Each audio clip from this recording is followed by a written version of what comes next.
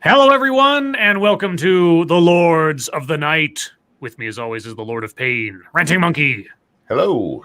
And the Lord of Pennies, Satsu 2 cents. What up, though? And I'm your host, Scribe, the Lord of Punishment. Hello, everyone. Hello, chat. Welcome to Friday and the beginning of the weekend, for those of you that have a weekend. Thank you. This is Kyle. Hello, chat people in Lawton. Hello, Kyle. Oh, it's been an interesting couple of days for me, or at least in the last 24 hours thereabouts. I'll talk about that momentarily, but hey, Satsu, how are you doing? I'm okay. It's been kind of a long day. I got to play a new survival game today that turns out to be a pretty damn good game. So that's nice. I'm excited to play some Grounded tonight. Otherwise, I've just been kind of chilling out most of the day. All right. Monkey, how are you? Not too bad. Yeah, pretty good day. Yourself? Well, much more sedate and calm day than yesterday was. I had quite the adventure. So I gave a little rundown on the TEDx once yesterday. But thank you, Tech Alpaca, for the Dogcat Fox. Big smiley Dogcat Fox. So for those of you that didn't know, if you care, the last, almost 2 weeks now, I've had a mysterious ache/pain in the lower right of my abdomen. And it was worrying me. And I sat on it, basically, just didn't do much about it, just try to, ignore it, more or less, and see if it would just go away. Was it a pulled muscle? Was it something else? I don't know. But it just kept persisting. And as the days went on and it kept not going away, my imagination, as it tends to do, ran wild with, is it appendicitis? Is it a blockage? Is it something else? And, so I was stressing out. Contacted doctor. They're like, if there's no other indications, you're not vomiting, there's no other symptoms of nothing, just kind of wait and see, I guess. And if it gets worse, of course, come in. Like, okay. And then yesterday I woke up in the morning and it felt more pronounced than it had in the days previous for whatever reason. And I was like, okay, I can't take this anymore. And I don't know if something's about to go explodey or something. So I went to the hospital just to find out. And so got blood drawn and had a little IV thing put in my arm, and I got a CAT scan for the first time in my life, and they inject you with this stuff to make whatever is on the inside visible in their scan and to make your body all warm. And I sat around in a hospital room for an hour and a half or something alone, waiting for whatever the results would be. And they came in and they said, there's nothing there. Nothing that indicates anything's wrong. There's no growths. There's no blockage. There's no appendicitis. There's no inflammation. And I was like, well, great, but it still hurts. I'm like, I couldn't tell you. Maybe it's something else. Maybe you have a stomach virus of some kind that sometimes does it. All we can say is, keep eating lots of greens and drink water. And if something else happens, let us know. And I'll tell you, just finding out that it wasn't anything more serious really took a lot of weight off my shoulders because, imagination runs out. And all the stress that I was causing myself was probably just exacerbating things. That was 4 or 5 hours of my day yesterday that was mostly terrifying, but then with a nice conclusion. And the best part is, in the process of me going down to get the CT scan, I was all wearing the little gown and everything. They gave me a pair of socks, a pair of double-sided, grippy socks. And as it was time for me to leave, I was like, oh, do I give you these socks? Like, no, those are yours. I'm like, I got socks? I was so happy, and they're really comfy, too. Thank you, Johnny expensive socks you will ever own. Yeah, something like that. Yeah, Johnny Hellcat, thank you so much. The iodine makes it feel like you've peed yourself. No, it wasn't that. It was whatever it was. It made my body feel really, really warm for about 30 seconds or something. Like I was just all snuggly and under a blanket or something. But yeah.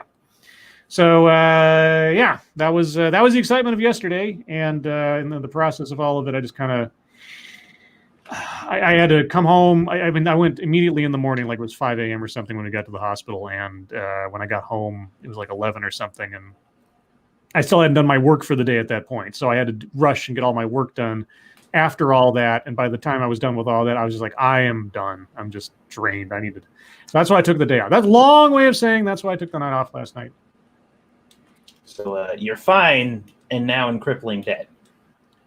Well, I'm not in crippling debt because thankfully I do have medical insurance. Oh, so you're in partial crippling debt. Well, I guess I'll find out how crippling it is, but I'll tell you, for the peace of mind of knowing I don't have something terrible going on, that I wasn't living with something for weeks and weeks and just stressing myself out forever, it'll probably be worth it. Besides which, I needed to have a checkup anyway. I haven't gone to the doctor in a long time for any kind of checkup, so the blood test and everything else they did was probably the most intensive physical I've had in a couple of years. So either way, the storm will be weathered, and I'm glad to have peace of mind, which is kind of worth it. But all that aside, Monkey Dick, Jim Jones, movies, video games, hit that like button if you have not already. And please share our stuff. Share it far, wide, sideways, diagonally, into the nth dimension, because YouTube certainly will not. But before we get into the schnoz, anything else, guys? Nope. Nothing that comes up. All righty. Let's start off with the military and the results of the election.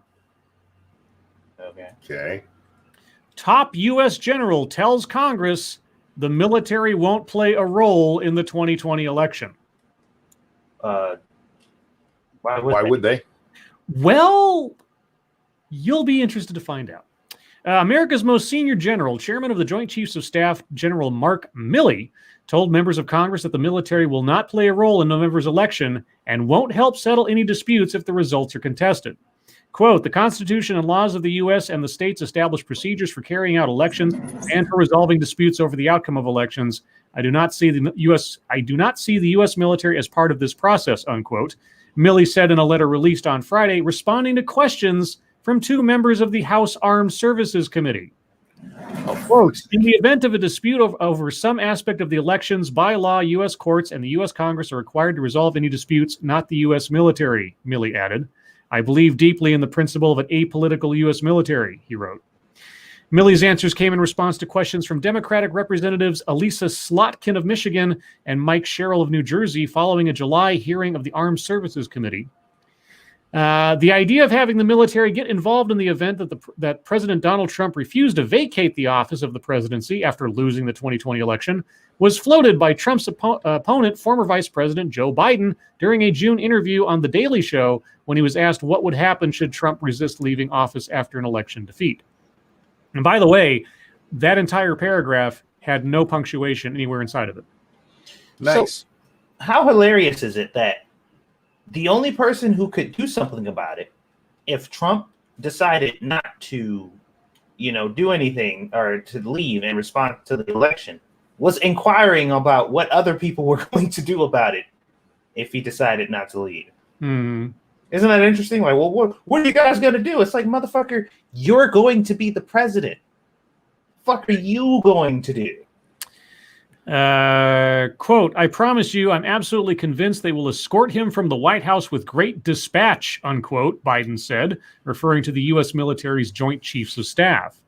Other high-profile Democrats, including the party's 2016 nominee Hillary Clinton, have also speculated that Trump might be, says CNN, might be unlikely to leave office willingly in the event of a disputed election result. Trump has at times refused to publicly say he will accept the election's outcome. Okay, not accepting it and not leaving the White House are two different things. Hillary Clinton has not accepted that she lost the election to this day. And they just mentioned her ass and didn't say nothing about that. But yeah, and she didn't storm the White House afterwards and say, fuck you, I'm president. So telling Fox News, quote, I have to see. I'm not going to say yes. I'm not going to say no. And I didn't last time either, unquote. Concern that Trump may not vacate the presidency after losing an election drove two well-known retired military officers, John Nagel and Paul Yingling, to pen an open letter to Milley calling on him to get involved in resolving a contested aftermath. Quote, if Donald Trump refuses to leave office at the expiration of his constitutional term, the United States military must remove him by force, and you must give that order, unquote, the two retired lieutenant colonels said in their message to America's top military officer, which was published by Defense One. No, that's actually not what should happen. It should be the FBI. If anything, I suppose, yeah. While both Nagel and Yingling well known in military circles. How about are well known? Who the hell wrote this? There's so many fuck ups in this. Ryan Brown with an E at CNN. Okay, Ryan. Maybe Chris Saliza is your editor at large, but really proofread your stuff. Come on. While both Nagel and Yingling well known in military circles for their writings and scholarship on America's recent conflicts, their advocacy for having the armed forces get involved in settling a disputed election prompted backlash from both the Pentagon and other experts in the field of civilian-military relations. I wonder why. Well, they're well known for their writings and scholarship failed on this one. Quote, we have a constitution, and our constitution, which all members of the military have sworn an oath to, provides no role for the U.S. military as arbiter of political or election disputes, unquote, Chief Pentagon spokesman Jonathan Hoffman said at a news conference earlier this month. Quote, this issue appears to be born of unserious thought reflecting a fundamental lack of appreciation for the history of our democracy and the civilian-military relationship established under our Constitution, he added, appearing to refer to the arguments made in the open letter written by Nagel and Yingling. Yeah, I think that's what he was referring to. Then the story goes on to say the military has never been involved in a disputed election. Yeah. So Joe Biden's talking nonsense. These two guys are talking nonsense. And I still think that the whole conspiracy theory that he's just not going to get out of the seat. He's like, well, he doesn't have to until January 20th or whatever. So, yeah, I mean. Well, that's the thing. They keep talking about if it's a disputed election, which, by the way, that's only something that's said sometimes. Most of the time, it's just he'll never leave. Mm-hmm. But the idea that you're going to need the military to storm in there and do this is absolutely asinine. You got 2 months for the dispute to be undisputed. Thank you, Johnny Hellcat. They're really hoping that he bunkers down if he loses. Are they expecting him to go full Tony Montana? I think that's the fantasy of it, that he like surrounds himself with private security or something and like puts big barricades up in front of the house. Like, I ain't leaving. I'm still the president. Yeah, and that's why, they need to report these stories how they are. The Democrats are hoping that President Trump hunkers down and does not leave. Like, that's what the story is. It's not a fear. It's not something that they think is really actually going to happen. They really hope, they want it to happen. It would be advantageous to their narrative if he does, and that's all there is to it. Like, that's it. Well, if they imagine he's going to try to cheat after losing, I mean, part of this is meant to rally the base as well. I mean, let's be honest. I don't think any reasonable person thinks that if he loses, Donald Trump is somehow going to retain the office, even if he like somehow physically still occupies the White House, which everyone around him will say, dude, you got to go. Mm-hmm. There isn't any reasonable person outside. Even if you imagine that Donald Trump is just so megalomaniacal, so insane as to think that, well, I didn't really lose, so I'm not leaving. There are maybe 2 or 3 people in his orbit that will back him up. Maybe. But everybody else on the planet will be like, get out. No one's going to follow his orders as president anymore. It doesn't matter. It's bullshit. It's all bullshit. I truly believe that even the people who are going to back him up are only going to back him up throughout the process to figure out if there was foul play or not. Sure, that's reasonable. I mean, if there's something even ephemeral that indicates that something kooky went on, sure. But at a certain point, it's going to be over with. Yeah, they're just going to be like, no, you lost, dude. It's over with. Let's go. All right, moving on to the wonderful world of Kenosha. Oh, God. Kenosha Police Union gives its version of the Blake shooting. Oh. The Kenosha Police Union on Friday offered the most detailed accounting to date on officers' perspectives of the moments leading up to the police shooting. Up to police shooting Jacob Blake 7 times in the back, saying he had a knife and fought with officers, putting one of them in a headlock and shrugging off 2 attempts to stun him. The statement from Brendan Matthews, attorney for the Kenosha Professional Police Association, goes into more detail than anything that has been released by the Wisconsin Department of Justice, which is investigating. The Sunday shooting of Blake, a black man, capital B, put the nation's spotlight on Wisconsin and triggered a series of peaceful protests and violence.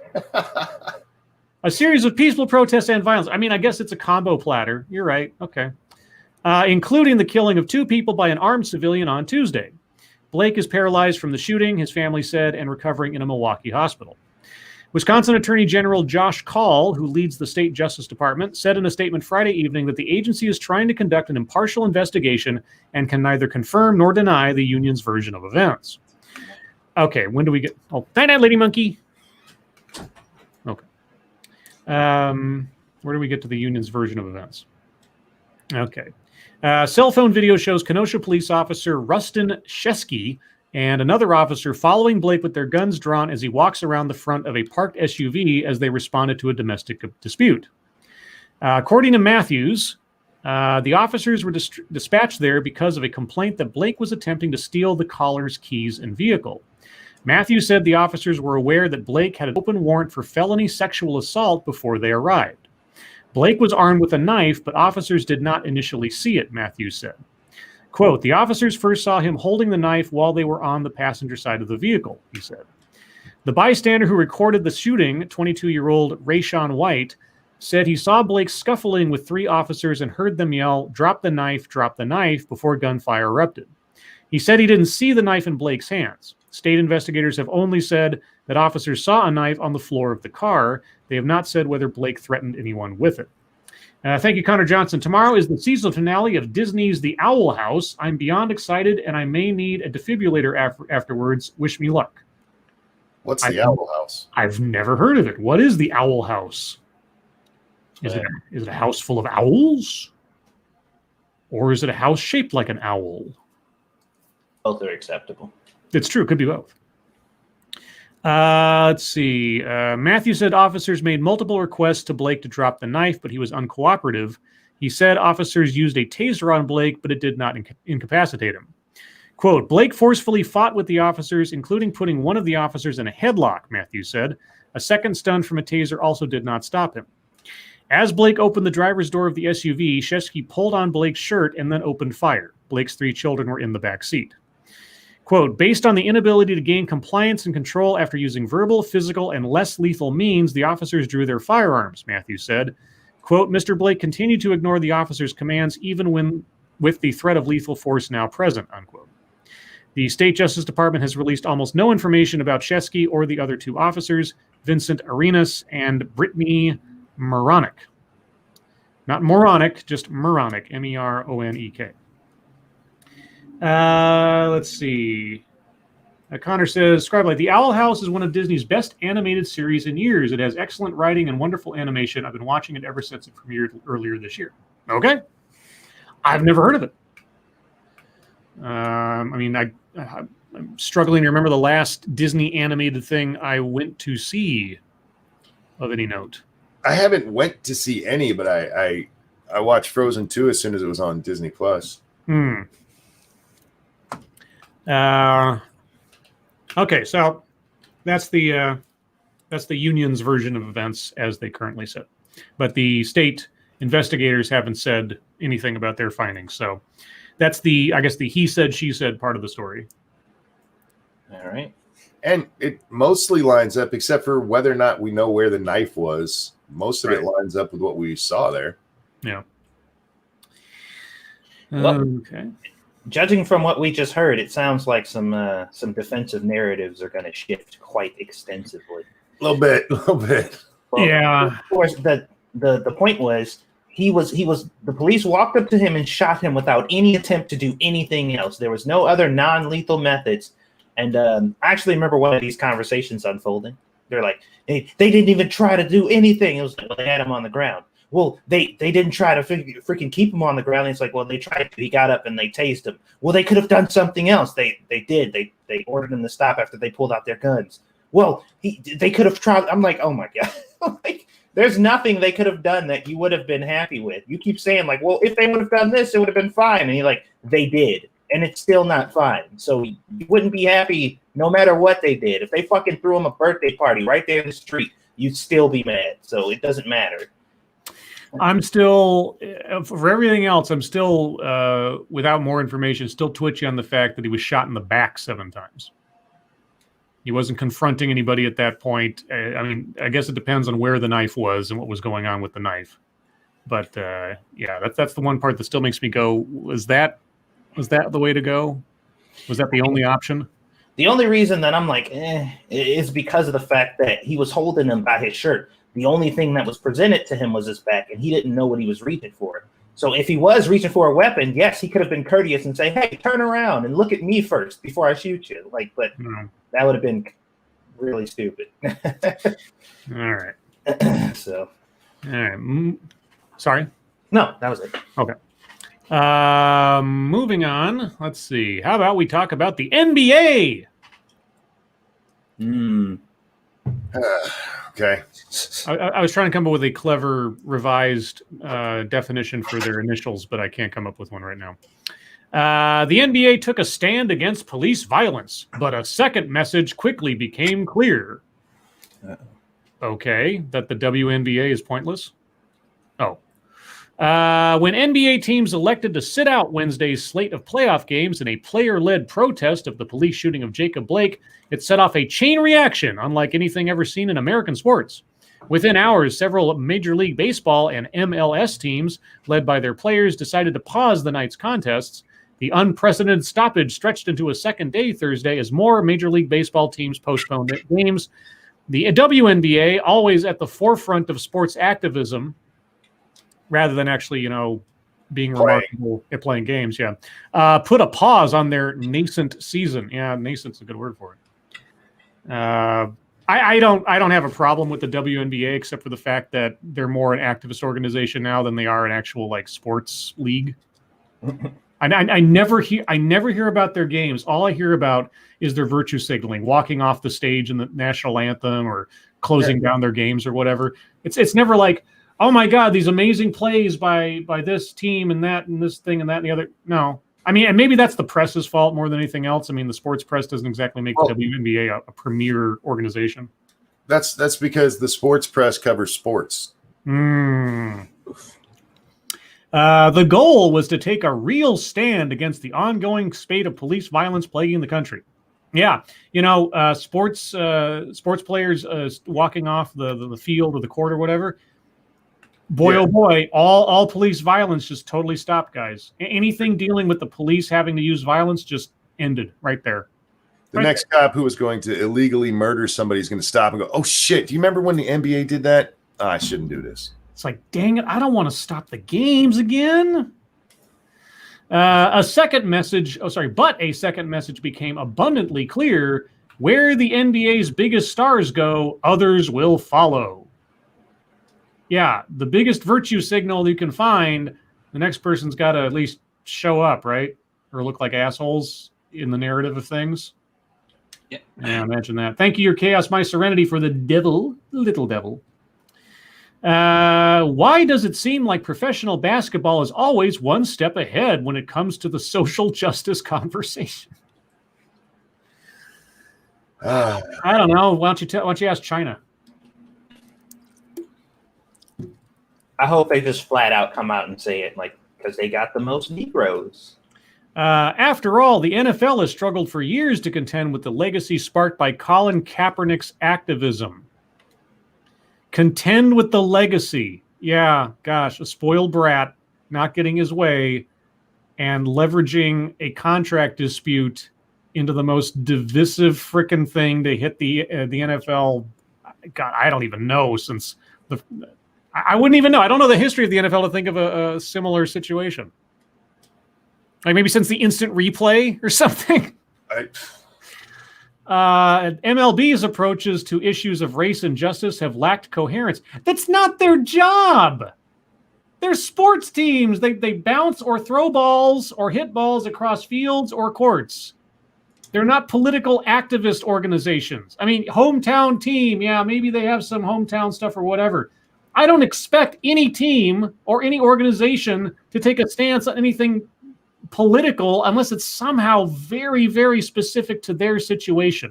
Like a steroid use or something. If there's laws passed about that, then maybe they have to come out in favor of one thing or the other. Or if there was a law that said, I don't even know what it would be at this point in time. I don't mind, sports figures having their political opinions. That's fine. It doesn't need to impact the game. Yeah. I mean, can you imagine that on any other job? Sorry, the McDonald's workers.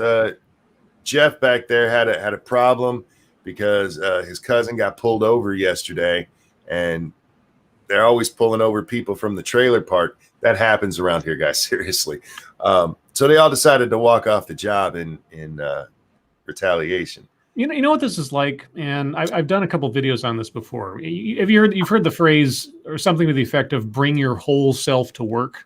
Yeah, I remember talking about it. Yeah, I just realized this is very much the most high profile expression of that, where your personal life and the consequences of being involved with a professional organization of some kind are intertwined. There is no separation. There is no professional distance.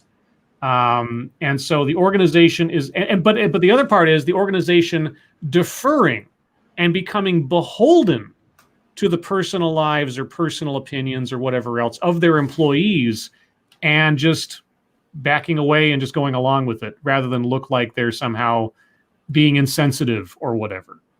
There are a lot of companies that do this now and talk about bring your whole self to work, because the insidious part of that is if you go to work, like I go to work to go to work.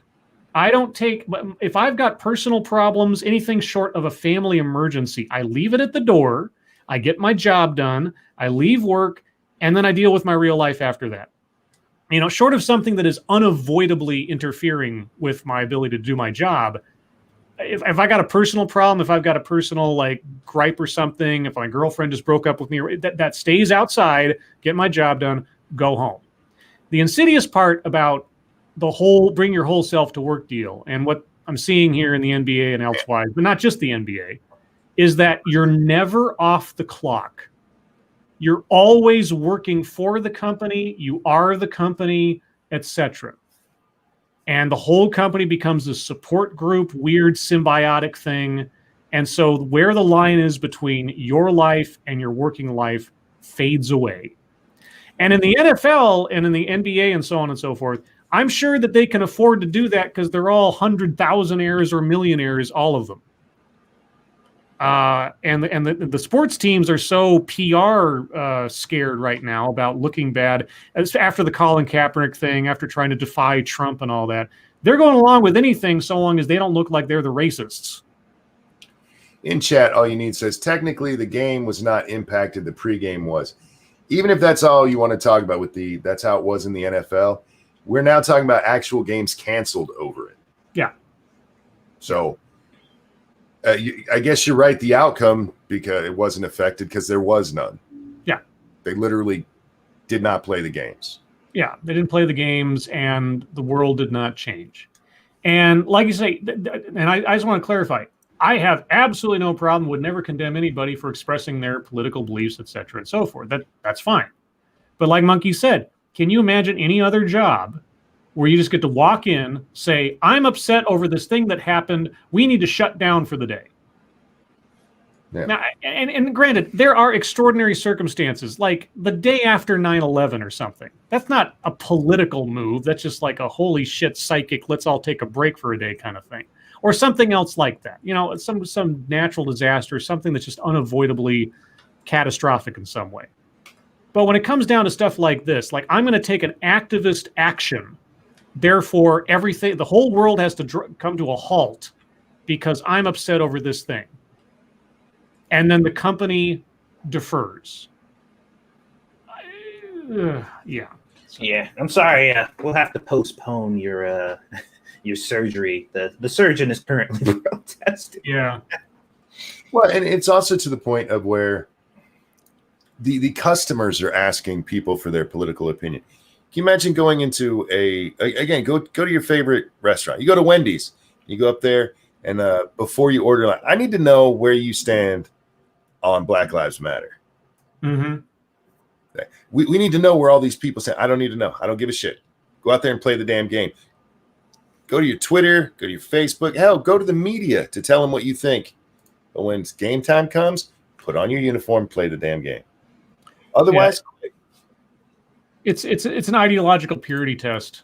It's just like everything else. And now, like, are you on the right side of history, giant mega sports corporation? I don't care. All right, and I was given a little guff on Twitter by a certain Snubberth if I didn't bring this one up. So I'll do this as the end before we get to MSS News.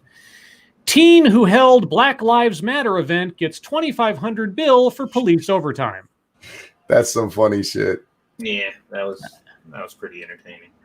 Englewood Cliffs, New Jersey. A teen who organized a Black Lives Matter rally in her northern New Jersey town, said she has been sent a $2,500 bill from officials for police overtime. NJ Advanced Media, reported Friday.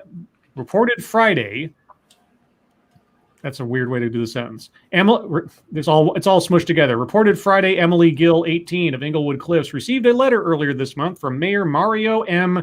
Kranjak, looking for a payment of $2,499.26, quote, for the police overtime caused by your protest, unquote. A civil liberties advocate called the move shocking. Gill, a recent high school graduate, had organized a protest on July 25th in the town just across the river from the uppermost parts of Manhattan. She said she called for action like increasing affordable housing in the town and chastised Englewood Cliffs for not implementing it over the years. The town's letter said she had not met with officials before her protest, requiring them to hastily come up with security plans. Gill said she didn't meet with them in person over coronavirus concerns, but made an offer to meet via Zoom, which wasn't accepted, and then officials stopped responding to her. She said she had reached out to Kranjak after getting the bill, but has gotten no response. Kranjak told New Jersey Advanced Media that protesters' rights of free speech and assembly were respected and that Gill was wrong to link affordable housing to her protest. Quote, as with any privately sponsored event that takes place in the borough requiring police safety, an invoice was sent to the organizer for police overtime since it would be unfair to require our residents to financially support a private event, unquote, he said. Yep. An email was sent to Kranjak by the Associated Press seeking comment. 4 Democratic members of the town's council issued a statement opposing the Republican mayor's decision and said they would seek to cancel the bill. They said he owed the teen an apology. Leanne Lociero, legal director of the American Civil Liberties Union of New Jersey, told the Associated Press, quote, the idea of sending a bill to protesters is shocking, unquote. Is it, though? There you go. So that happened. This was an officially put together event. You planned it. It wasn't oh my God, everybody suddenly got together to riot thing. This happens all the time. If you have to get extra police security, this happens. Mm-hmm. Welcome to the real world, kid. Yep. Get your permits in line before you do that kind of thing. Well, my college professor told me that I don't have to fall in line with this racist. Right? Yeah, exactly. All right. Well, then we'll move on to the wonderful world of MSS News. So everyone, if you have news stories you would like us to read on the air, please send them to us via Twitter using the hashtag MSS News. Can't promise we'll get to them all, but that's because I'm long-winded. That's my default excuse more than anything else. This one comes from Massive Dynamics. Let me minimize the window there so I can keep an eye on chat.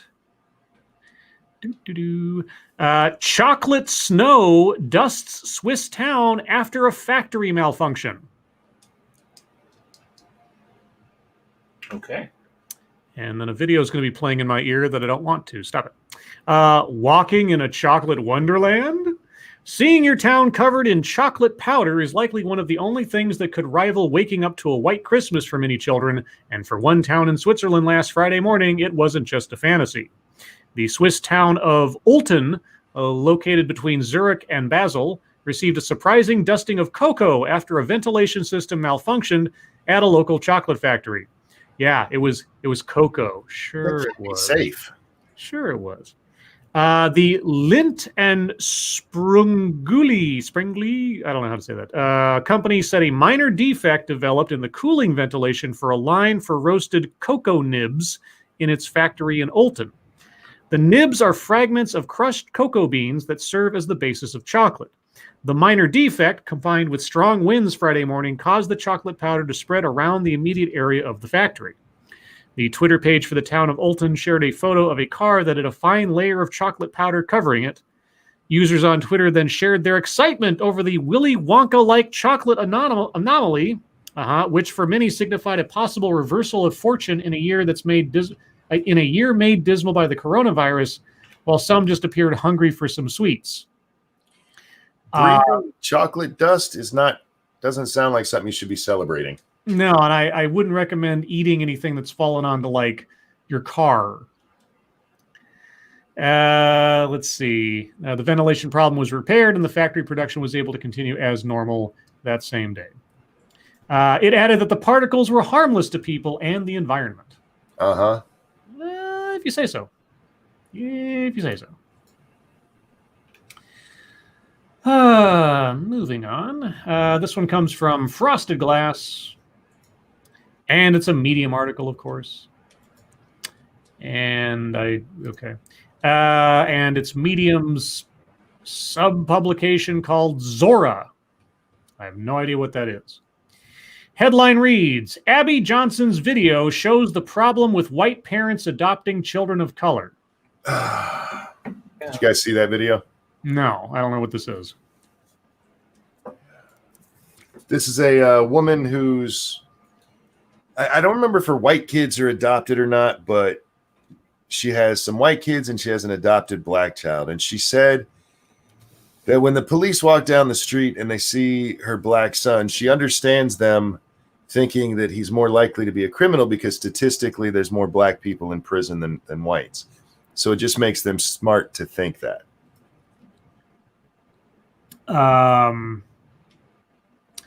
Okay. That is not how your police should be looking at anybody. Yeah. That's ridiculous. All right. I just want to throw this in. This is a great line from Scribe. Statistics mean nothing to the individual, and that's how police should be treating each person. Yep. Go ahead. I'm sorry. Abby Johnson, a Republican National Convention speaker and prominent anti-abortion activist, is a white adoptive mother who recently posted a problematic video about her biracial son. In the video, she said that if police officers acted extra cautious around her biracial adopted son versus around her white biological children, she wouldn't get angry. Quote, her nerdy white children. Okay. Quote, statistically, when a police officer sees a brown man like my Jude walking down the road, as opposed to my white nerdy kids, my white nerdy men walking down the road, they're going to know that statistically my brown son is more likely to commit a violent offense over my white sons, unquote, Johnson said in a video posted on YouTube. What a moron. Quote, so the fact that in his head he would be more careful around my brown son than my white son, that doesn't actually make me angry. That makes the police officer smart because of statistics. No, it makes the police officer racist. Oh, boy. Lady, I hate to tell you this. You just semantically shot yourself in the foot with a shotgun. Okay.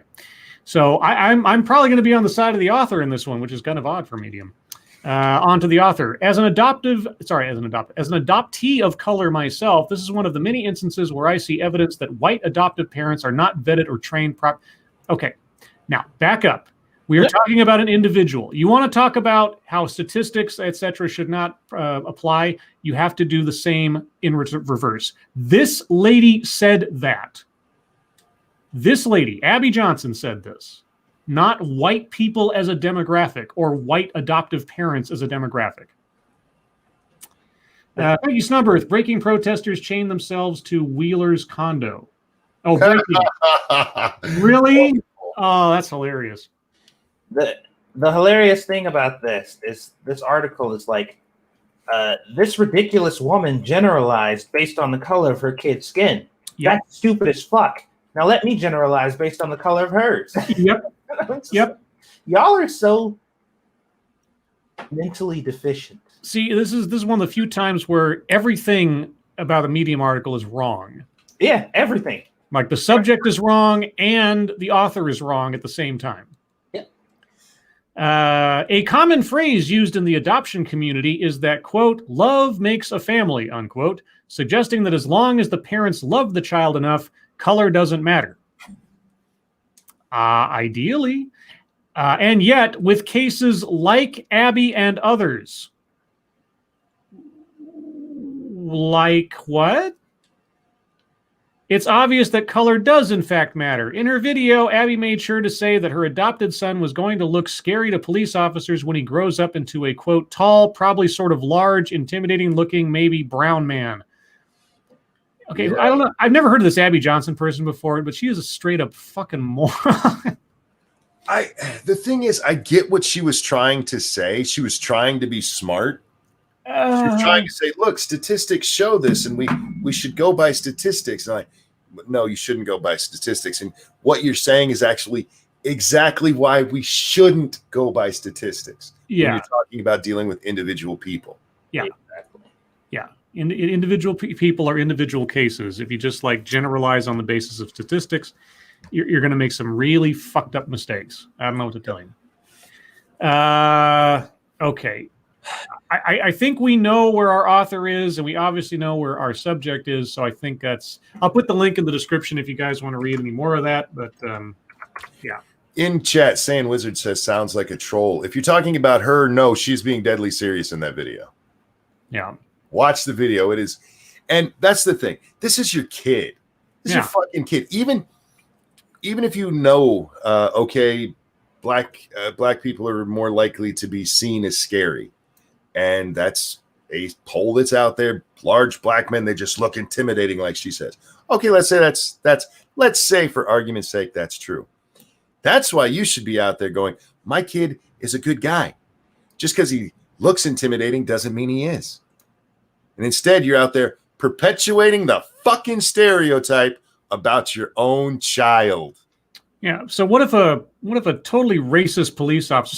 Sorry. What if a police officer that operates on the basis of statistics decides to harm your child under fear that they're going to do something simply on the basis that they appear as the dangerous type of person that you've just described? Would you not be angry then? Well, she'll understand. She'd understand. Yeah. She's like, that was the part that pissed me off. I understand why. If that was my child, I'd be like, I will kick your ass. Yeah. All right. Well, going from somebody who's obviously full of shit to a story about being full of shit. Poop transplant cures man's drunkenness disease. Okay, I know poop transplants are a real thing. How does it deal with alcoholism? Let's find out. One man was feeling drunk even though he didn't drink any alcohol. Oh, okay. The 47-year-old man had gut fermentation syndrome, also known as auto-brewery syndrome. This rare condition involves excessive fungal growth in the gut, which feeds on carbohydrates and then fuels ethanol production. Oftentimes, ABS is linked to an excessive amount of yeast in the gut. Clinicians tried putting the patient on a low-carb diet and course of antifungals, but signs of intoxication persisted, according to a case study published this month in the Annals of Internal Medicine. The intoxication was so chronic that the man even, quote, lost his driving license after a random police check, unquote, according to a report by Insider. Clinicians then looked to fecal microbiota transplantation, or in other words, a poop transplant. Bacteria in the feces was transferred into the patient's small intestine. The transplant came from the man's 22-year-old daughter, and his symptoms resolved, at least until his most recent follow-up at 34 months, according to the outlet. The authors of the report said the case is believed to be the, quote, first successful treatment of a patient with chronic gut fermentation syndrome by using fecal microbiota transplantation. Fecal transplants should be considered in similar cases, researchers said, per Insider, which is the publication. Those with diabetes, cirrhosis, or people who have had digestive tract surgery are at a higher risk for auto-brewery syndrome because the fungus feeds off of elevated blood sugar. In recent years, there have been other reports of auto-brewery syndrome, also sometimes referred to as drunkenness disease. In October, for instance, a case study published in BMJ Open Gastroenterology detailed one man's experience with the syndrome, which he said to have developed after finishing a round of antibiotics. Okay. So there you go. Antibiotics can fuck up your system pretty bad. Yeah. Because they kill a lot of the bad stuff, but they can kill the good stuff too. Now, every time they talk about fecal transplants, they always make it sound like they just shoved a giant turd up in them. That's not what happens. No. But yeah, it's interesting that that was used to cure that. Good on them. Good on them. Thank you, Sanguine. That was a hell of a jump. There is a difference between understanding a cop being more wary around me because I am a big dude and being okay if violence is done due to that. Sure.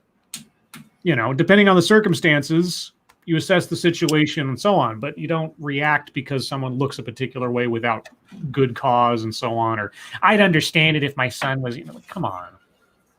It's just insane. All right. Moving on. This one comes from Chicago Mike. And at least vocabulary-wise, it relates to us, I suppose. Lord & Taylor is closing all of its stores after 194 years in business. The first department store ever established in the U.S. is closing its doors for good. Lord & Taylor announced Thursday it will have to shut down all 38 of its remaining stores. The high-end retailer was in business for 194 years. Lord & Taylor filed for bankruptcy on August 2nd. The plan originally called for the company to leave some locations open, but the retailer said it was a better financial decision to close all of them. The liquidator for the company said customers can expect deep discounts on merchandise, both in stores and online. I've never been to a Lord & Taylor, I don't think. Neither. I've heard of them before. Yeah. But what do they sell? I don't it's a department store, so I'm assuming clothes and appliances and all types of stuff.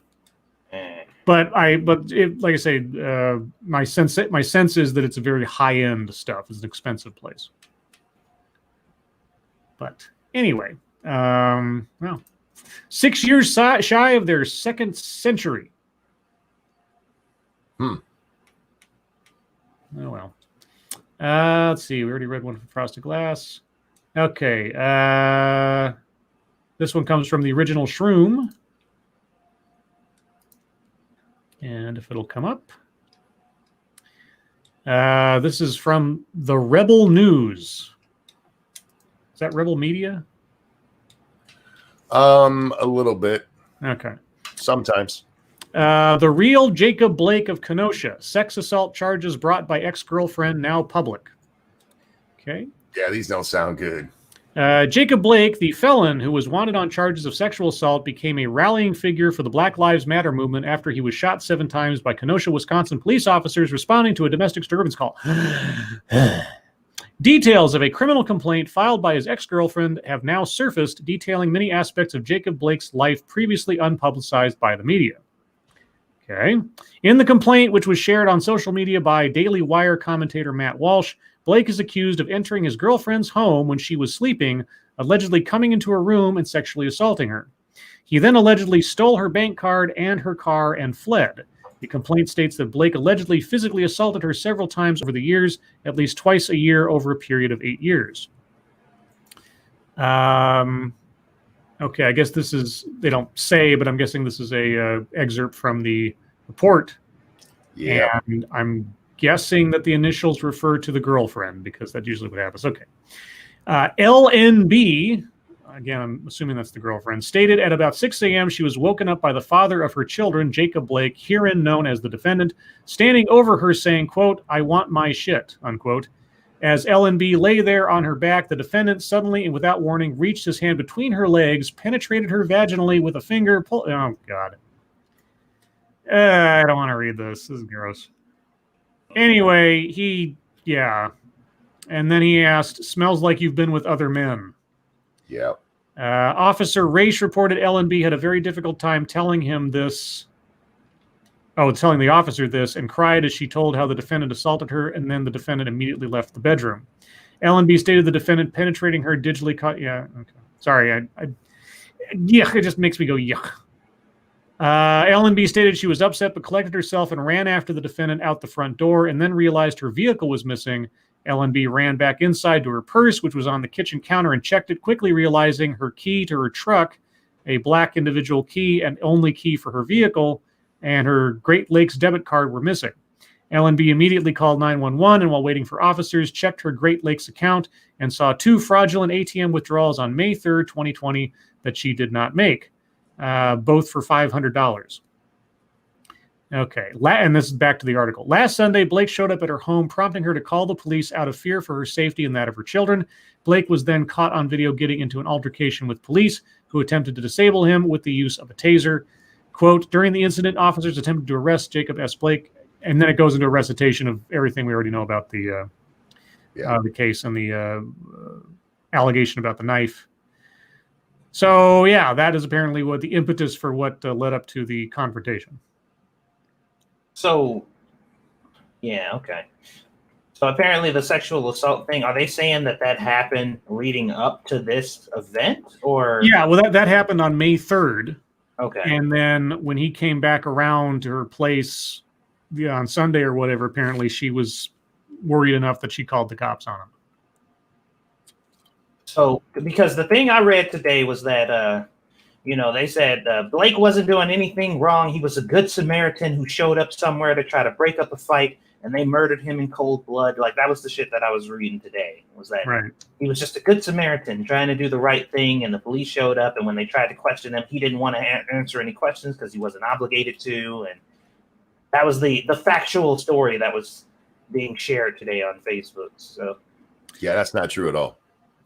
Let's see. Evolved Potato says, so was it his vehicle or was it hers he was getting into? Well, the police report described the vehicle as a black SUV. So I don't know if that's the same black SUV. He was getting inside a black SUV, wasn't he? I believe so, yeah. Yeah, so I can't say that it was the same black SUV, but it might be. But I didn't know what the initial impetus was for the cops to confront him in the first place. I thought they arrived because he had a warrant out on him, but it was his girlfriend apparently that initiated the contact. Yeah, and once they got there, they knew he had the warrant, so that's why they were trying to take him in. Okay.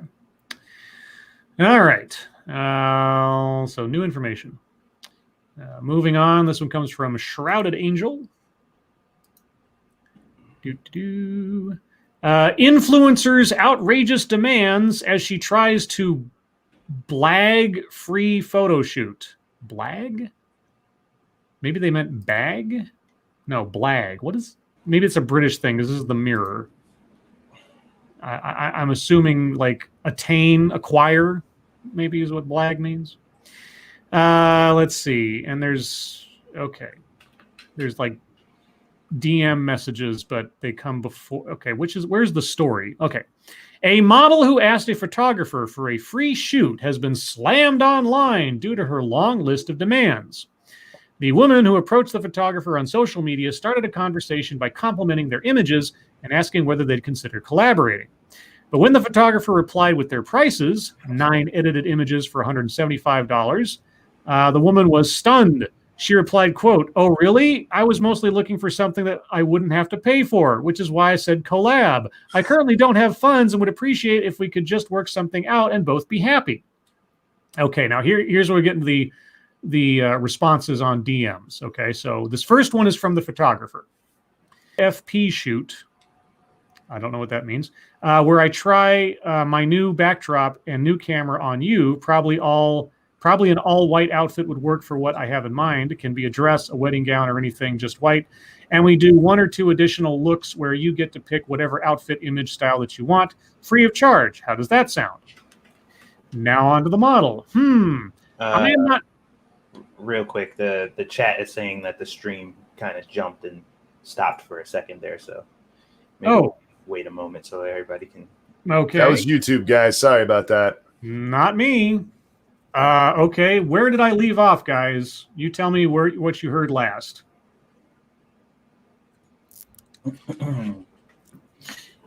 Yeah, I happened to catch it. I just wanted to make sure that everybody got to hear everybody. Okay, tell me where you heard me last in the story, and I'll start over because it is relevant to know. Just start over. It says 20 seconds. Okay. All right. So I'll start over with the beginning of the DM. So the model asked for a free photo shoot after the guy said $175, and this was his response. Got it. I'm not doing free shoots at the moment as I'm very busy, but you seem to be genuine, so I just thought of something. I got this camera from my grandfather that has been sitting here for a while, and I think this is going to be a great opportunity for me to test it out, and maybe we could do a trade, as you mentioned. I also have this really cool backdrop that I wanted to use. So let's say we do a TFP shoot. Again, I don't know what that means, where I try my new backdrop and new camera on you. Probably an all-white outfit would work for what I have in mind. Can be a dress, a wedding gown, or anything, just white. And we do 1 or 2 additional looks where you get to pick whatever outfit/image style you want, free of charge. How does that sound? And the model responds, I am not really into being used as a test out. Sorry. This sounds like something you'd hire a model for and pay them. So I got a better deal. Since you're trading with 2 free looks, I can make you pay me just half of what you'd pay a regular model if you were to hire for your test needs. And for the white outfit that you wanted, I could find one online and send you the price for it. Or also I could rent my mom's wedding dress and have you pay a very low fee for it. I'd be honored to wear my mom's wedding gown on a shoot. Wow. Who the fuck? She started out by asking for free shit. Yeah. Okay, the photographer responds, I think that you misunderstood the word test. I'm not using you at all. I'm actually doing you a favor since you're the one needing pictures. That test, as you mentioned, can be done anytime, and I also can do it without a model. Why would I pay you if you were the one who brought up the trade part? And also, I'm not providing any funds for the white outfit. As I said, it could be anything white. If you don't have something white, send me your measurements, and I'll try to see what I can get from a friend of mine who is a stylist. I also have a local makeup artist who I work with. She only charges $45 an hour for a shoot, if that's something you'd be interested in, at your own cost, of course. If not, you can just do makeup for a natural look. Hope that that's more understandable. And then she replies, wow, you seem to be very demanding for what you call a trade. What? Oh, okay. I have to pay for my makeup too? Is this a modern type of slave labor? Come on, man. Now, what? This is what it says. Now, why don't we just put the test thing aside to make things less complicated because you said that's something that you don't need a model for? You could just do the shoot for free and I can bring all 3 looks of my choice. I don't have too many outfits, so having your stylist friend would also be appreciated. As for makeup, how about you choose the makeup that you want for me?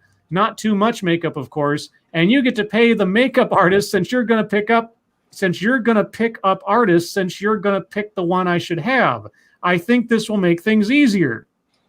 This bitch, even after all that was said and done, when she was trying to accuse him of trying to get something free from her, still asked to get it for free. Yes. It continues.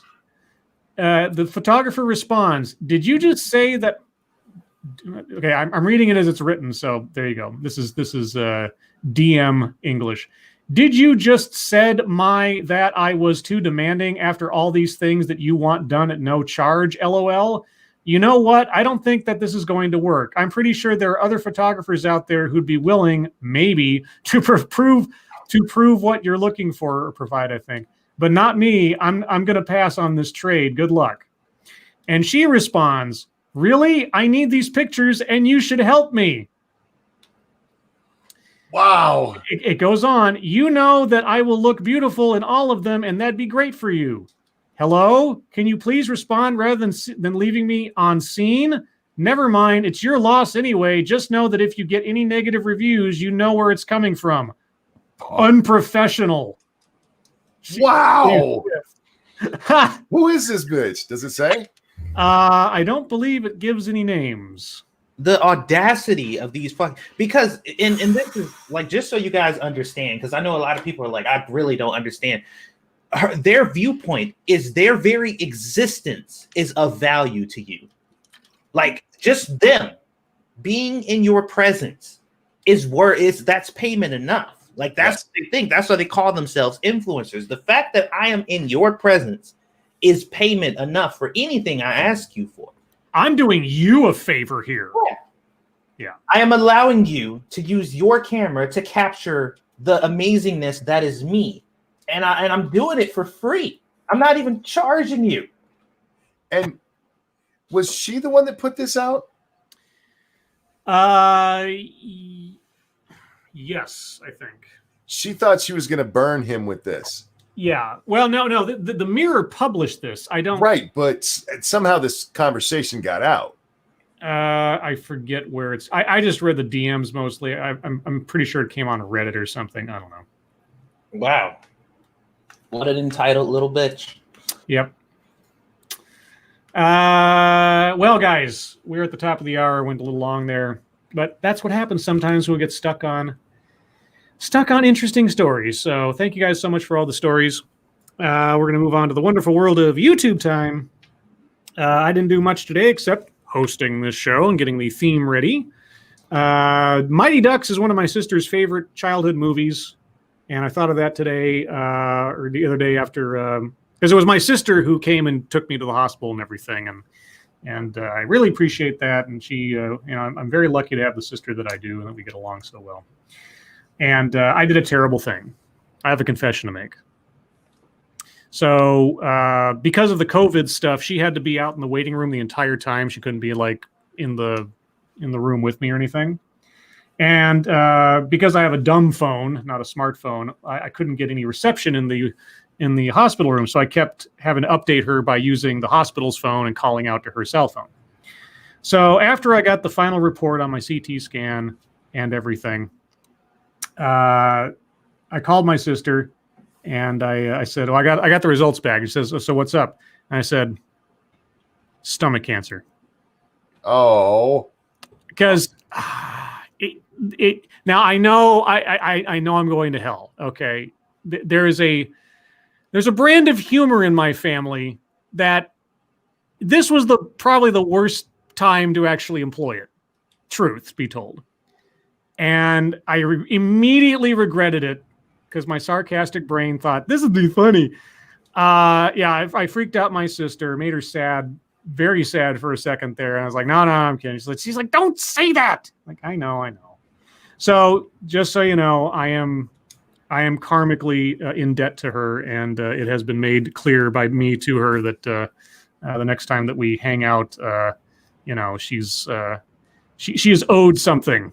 And so, yeah, I did a horrible thing, and sort of apology, or at least in respect to her, I did the Mighty Ducks theme, partially because of that. So you are a bad man. It was a bad thing, and I accept any shit people want to throw me at me for. It was completely awful on my part, and I regret it immensely. Now, after that phone call, my sister called my parents. Because she had their number and I couldn't make a long distance call at that point or whatever. And she called my parents. And so I didn't hear the conversation, but this is how it went as I was told. She calls my parents and says, okay, so I'm at the hospital with I almost said my own name. Oh my God. I'm at the hospital with your son. And so apparently everything's fine. But when he called to tell me the results of the test, he said, I have stomach cancer. And my parents laughed their asses off because that is the humor of our family. And I was like, oh, that's hilarious. Like, yeah, but I was scared. Like, yeah, whatever. So anyway. Well, it's different because when she told them, if she had gone, he has cancer, and they went, I'm just kidding. I wonder if they'd have found it just as funny. I know. So, I mean, it's funny in the aftermath, but for her, that probably sucked. You're an asshole. Yeah, I know. And I'm not saying because my parents laughed, I'm somehow indemnified for my responsibility. Okay. I did a horrible thing. You're a bad man. I'm a bad brother, did a bad thing. and I've made it clear to her, and she understands. And yeah, I owe her karmically, etc. And of course, you know, at the hospital, she's like, you know, I'm going to hold this over your head for the rest of your life. I'm like, yeah, I know. Sometimes things seem funny in the immediate. Yeah, exactly. And like I said, as soon as the words left my mouth, I was like, that was a horrible, horrible thing to do, dude. That was horrible. I mean, on any other day about anything else, maybe you could get away with it because my family has a very sardonic gallows humor that just runs through our veins kind of thing. It's understood. But at the same time, that was the worst time to do it. Anyway, Gamer Valine, thank you so much. Evening, hope all is well. I'm going to have fun writing an excoriating response to someone using literal Nazi to hijack an impassioned but civil discussion about the Gadsden flag. That sounds interesting. Is this something you're going to publish somewhere else at some point? Okay. And now I'm going to very briefly go over the chat responses for the record to immortalize how terrible I am. Let's see. Dom O'Leary says, you prick. Quinn the Cult says, bwahaha, that's evil. All you need says, you mean. I know. Brad Young says, that's so wrong, you dick. I know. Shame on you, Scribes is moonshot. Cancer is no joke, trust me. I know. Like I said, I felt terrible afterwards. I still do. Let's see. Mystery says, Scribes going to hell. Probably. Mott or Cycle says, I would have said rectal cancer. Yeah. Shame says Pirates Creed. Yes. Okay. So there you go. My full confession. And yeah, I feel bad. I feel really bad. And Earl Basham guessed my name. His name is Rutger. Yep. Rutger Hauer. He's named after Rutger Hauer.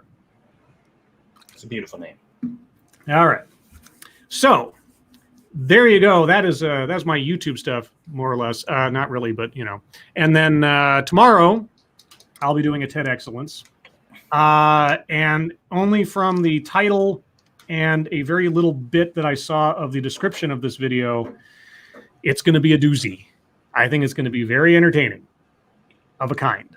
So if you'll join me for that tomorrow at noon Pacific time, 3 p.m. Eastern for TED Excellence, I'll put a notice up on Twitter. All right. All that off my chest, and forever will I burn in hell for it. Satsu, what have you been up to? Just editing. Me and Monkey have been playing Grounded, which is pretty fun, but also terrifying because Satsu has some pretty mild severe arachnophobia. So there's lots of Satsu screaming like a little bitch for, well, not hours, but there's little patches in between those hours. It's about the whole last hour. Yeah, well, dude, those fucking wolf spiders. Oh my god! As soon as we found the spiders. Oh my god! I wasn't ready because it's so fast. It's bad enough earlier in the game. I'm sorry, guys. I'm taking over his for just a second. You hear him. It's like, what's that noise? What is that? What is that? Every time he hears a new bug sound, and then he finds the spiders, and it's horrible because I really do feel bad because I know you're actually scared by him. But the absolute horror, I can't believe you're playing this game. Look, like I said, there's still the rational part of me that's like, they aren't real, you know? So right. I'm just like, and there's also kind of a thrill to having that fear, you know? Sure. Because I'm playing the game, but I'm still scared. Like, I'm still fucking terrified of spiders. They're still fucking scary. But, you know, it's also entertaining for the chat and all that good stuff. And there is a arachnophobia mode you can turn on, but I'm like, that's lame. Like, well, what would be the point of playing at that point, you know? So I'm going to tough it out. Monkey, I did find out that there's a block mechanic in this game that makes combat significantly easier that we were not really utilizing as we should have been. So that could be helpful. Yeah, we should definitely do that because it for the most part, from what I've seen, it completely negates if you do a perfect block, you don't take damage at all. So we should probably do that because I was watching this dude. He found that he walked into a soldier ant, and they were just going till he was like dueling with it. Took no damage. He was waiting for the attack to do the block, and he just kicked his ass. And I was like, wow, he just made that shit look easy. We were fucking fumbling around and running from these things like maniacs. And he was just like, yep, it's this easy. I'm like, oh, fuck. So we should probably utilize that tonight. By the way, we're going to be playing that tonight. Outside of that, there's a new game that came out called Night of the Dead. It's basically 7 Days to Die's older brother. It's interesting. It doesn't have fully destructible environments and all that good stuff, but the graphics are really good. The animations are really good. The combat is kind of clunky. The building system seems pretty nice. And the game is just fun right now. It's a 2-man team of people who made it, and they have done a very excellent job for what's presented right now. Mm-hmm. So if you like survival games, you're looking for something to get into that's new, this is co-op, so you can play with your friends and all that good stuff. Support them, because I'd like to see this game go further. It's really good. And that's about it. I'm probably going to be doing streams with this game until me and Monkey start our series, like throughout the day, because, I just like playing it. And then me and Monkey will start something brand new once we start this series. So, okay. And Monkey? We did the game stream with him. Then I went to Monkey in the morning. We covered the last night of the Republican convention, which was fun. And, for something they threw together in 4 weeks, because we kept hearing coming into it, how are they even going to be able to pull this off? The Democrats worked 6 weeks on theirs, and theirs was garbage, guys. I'm not talking about the content of what they said. I have my opinions on that. Just production value. Content was garbage. The RNC one, it was a well done convention. And at the end, they have this on the lawn right out in front of the White House. And then when it's all over, these fucking massive fireworks go off over the reflecting pool, including 2 sets that popped up and said Trump 2020. I'm like, damn. But it was what you'd expect from convention stuff. Only the contrast between the two was just like, oh my God. The one for the DNC looked like it was put together by high school kids. And we've heard, and I don't know if this is true, but that the producers of The Apprentice were brought in to help produce the RNC one. It looks like somebody professional was involved. And the DNC, you guys might want to get on board with that kind of stuff. Just saying. Presentation-wise, DNC got their ass kicked. Politically, that's for you to decide. And then I did another Madden stream where I got through the college years. We're going on to the NFL, where I have been drafted by the Bears. So that should be interesting. That's all. Right. Well, wouldn't you rather be drafted by the Chargers? Well, see, you can choose to be drafted by your favorite team, or you can leave it up to fate. And we left it up to fate, and fate gave me the Bears. The Bears. All righty. Well, let's see. Let's move on to the wonderful world of thuggetry then. And quick shout out to Sinatra. Thank you for checking in on me. I appreciate it. Sin's a good kid. Yes. Let's see. There was a lot of this going around today about Rand Paul being sort of surrounded by protesters the other night. And David Axelrod, you remember David Axelrod? He said this on Twitter. I'm sure Team Real Donald Trump was thrilled with footage of protesters hassling Rand Paul as he left the White House political extravaganza last night. They're counting on such scenes to power their law and order meme. And I said, I'm sure David Axelrod was thrilled with footage of protesters hassling Rand Paul as he left the White House political extravaganza last night. He's counting on terrible things happening so as to assume Team Trump is happy about it so he can hate them for what he thinks they're thinking. If that's what they're hoping for, boy, are they lucky. Yeah, golly gee whiz. It's so amazing. It's actually pretty fucking crazy how these people are like whispering into these protesters' people's ears, go fuck shit up. And then they'll go fuck shit up and they're like, oh look, Trump, I bet you love this, Trump. You want to manipulate this for your narrative? It's just like you're rousing these people. Like, these are your people. They're fighting for your causes. Yeah, and it's also doubly ironic because people were harassing Rand Paul, the guy who authored the Justice for Breonna Taylor bill. Yeah. So yeah, with having absolutely no idea of who they're harassing or why. Yeah. So it's just, yeah.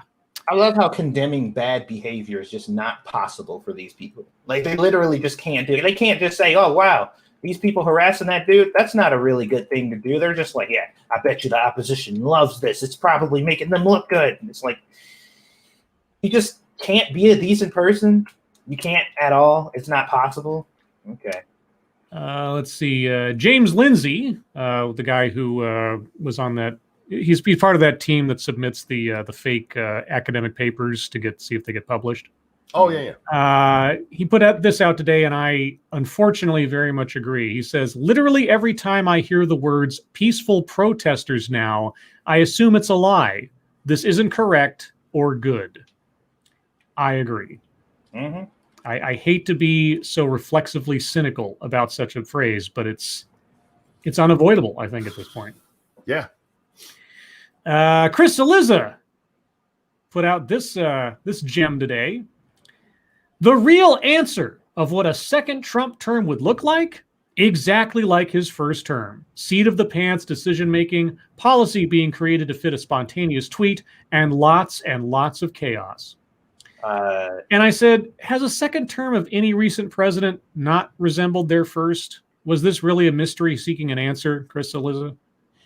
Also, does Kamala know that you copied her tweet? He didn't quote that. That was just, he didn't put any attribution to that. I'm pretty sure Kamala tweeted something almost exactly like that. I don't know if she did it first or not. I'll check and make sure she wasn't quoting Chris Eliza. That would be possible. That would be amazing if that was the case. Let's see. And then we go back to yesterday. So I think that's, there was a meme going around with at least from the image, it's a very sort of dramatic, romantic picture of a girl embracing her man and vice versa. And above it, it says, post the 4 words. And so I retweeted with tongue butter turtle caves. Huh. And that is my thuggetry. Satsu, what do you got?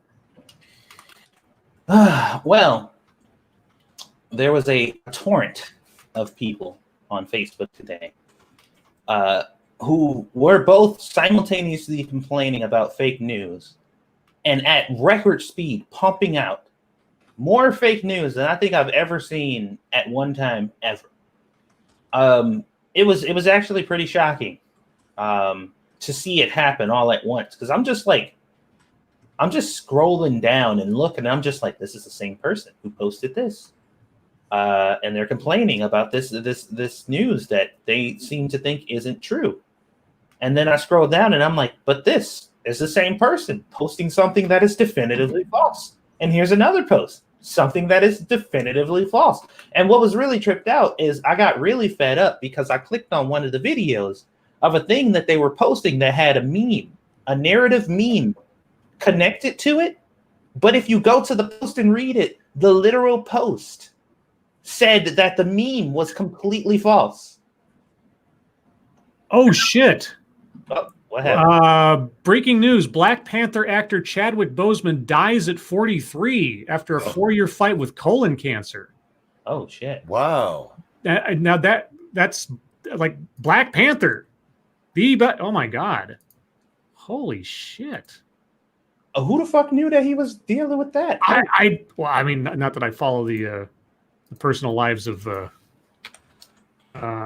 all the movie stars or something, but well, I mean, considering how big that movie was and his role in it, like, you would think that you wouldn't have to find out about it, you know? Whoa. Damn, that's terrible. Wow. Oh, that sucks. Oh, man. Let's see. Boseman was diagnosed with colon cancer in 2016. His family said the same. I had no idea. I mean, like I say, I don't know all the details, but that's the first I've ever heard of it. That's terrible. Wow. And just after I made that joke. But still, that's terrible. Oh my god. Okay, well. Sorry to bring everybody down. That just like popped up like, holy shit. No, dude, that's fucking depressing, dude. Yeah. I mean, I like the character. He was a great actor in the role. The movie, the movie's the movie, but that sucks. Okay. Sorry, guys. Sorry about that. Yeah, no, I brought the mood down. That sucks. Well, for me, it's a little bit personal, just because like I've been seeing a lot of people that have been dying young lately due to all kinds of problems or whatever. But personally, in particular, one of my cousins just passed away 2 days ago because she had damn, sorry. failure.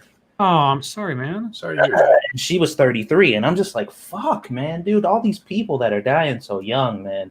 And that's like a real fear for me. That's something that really kind of haunts me on a day-to-day basis, like, because I got a lot of life to live, dude. I don't want to fucking die young. And I see all these people, and I'm just like, man, it's like you feel it just kind of creeping up on you. You're like, damn, man. And that's why I've really been trying to make an effort to take care of myself and stuff, because, nobody knew that my cousin was as sick as she was because she didn't say anything. And I'm assuming that's the key to him. He kept his private life private. And he's just gone, just like that. It's fucking. Ugh. Oh, man. Yeesh. I don't even remember what I was talking about. I'm sorry. Okay. Well, I don't know how we come back from that one. Well, yeah, it is what it is, man. It is unfortunate to watch anybody die, like anywhere under 60, 70, man. That's just. Yeah. I didn't know. I didn't even know he was 43. I thought he was way younger than that. But whatever. Yeah, he looks pretty young. Yeah. Black don't crack. Okay. Sorry, Satsu. Did you have something else? Just people being stupid. I mean, that was the main deal. It was just dealing with a lot of people spreading lies, but so stupid, spreading lies so dumb and easily proved false. That the very thing that they shared, they didn't even click on the link. They just read the headline and the meme attached to it. When the link itself is just like, this is fake. This image, but the narrative connected to it, it's not real. Like it's, and I'm just like, God damn, y'all are so fucking stupid. One of the things I saw is the first shooting victim, the one who the first guy who got shot or whatever. It said, here's the first shooting victim earlier in the night carrying his stuff in a plastic bag. This is where he threw it at the Kenosha terrorist. Then he was shot. There was no Molotov cocktail. There was no self-defense, just a kid with an illegal weapon who freaked out when a protester threw a plastic purse at him. Everything that happened after was the crowd reacting to an active shooter. And I'm just like, there are so many things wrong with this statement.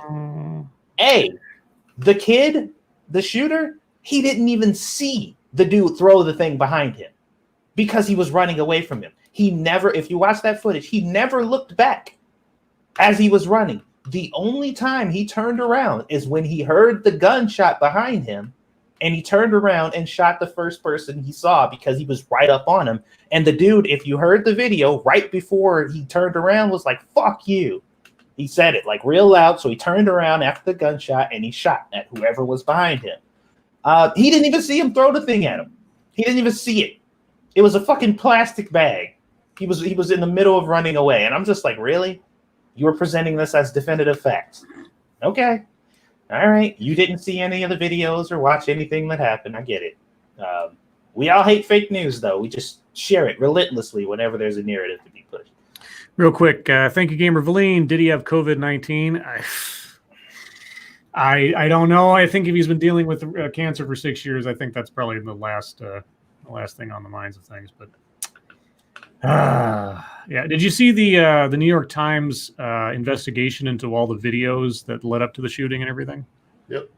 Yeah, that was. I was actually kind of surprised that the Times did something that was journalistic in nature and wasn't like pushing a narrative. It was just like, here's what we have and here are the facts. It was actually kind of refreshing.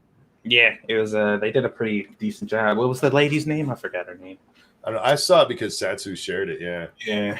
And I went and broke it down, man. I probably spent a little too much time on this. Actually, yeah.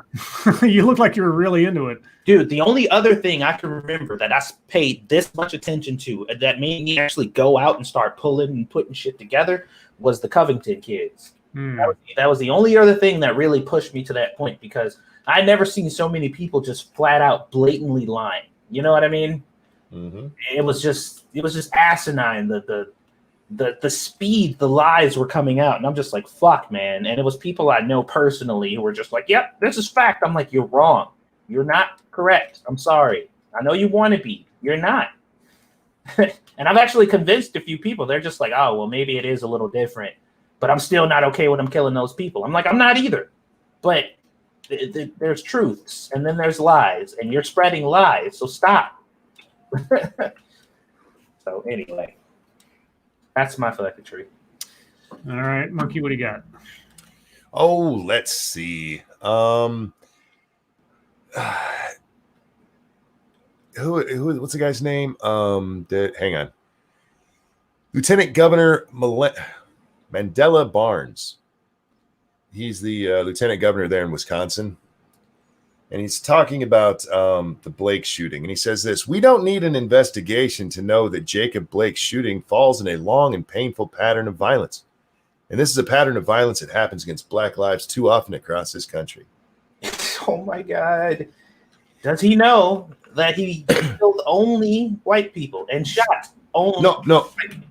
This is Jacob Blake, the black guy who was shot that supposedly led I to all this. I keep mixing up the people. Yeah. Kyle. That's all right. Kid's name. I'm like, what the fuck? But even with that, we don't need an investigation. No, we don't need an investigation. If some rando says that, if any one of us says it, I don't need an investigation. I know what I saw. That can be a little bit dumb, and you should probably make sure you know enough at least to say that. But for the lieutenant governor of the state to be saying it, dude, really? Due process is a thing. And what you just gave that cop the greatest defense ever. They're not even bothering to investigate me. That's I saw a PolitiFact thing today that made me laugh my ass off. And I actually saw it because of a different PolitiFact thing. And I hadn't been over there for a while, so I went and was reading some of their nonsense. And this one says, Rudy Giuliani said all the cities being looted are governed by aggressive Democrats. That's mostly false. Mostly false. Mostly false. Is that like being a little pregnant? Well, here's the thing.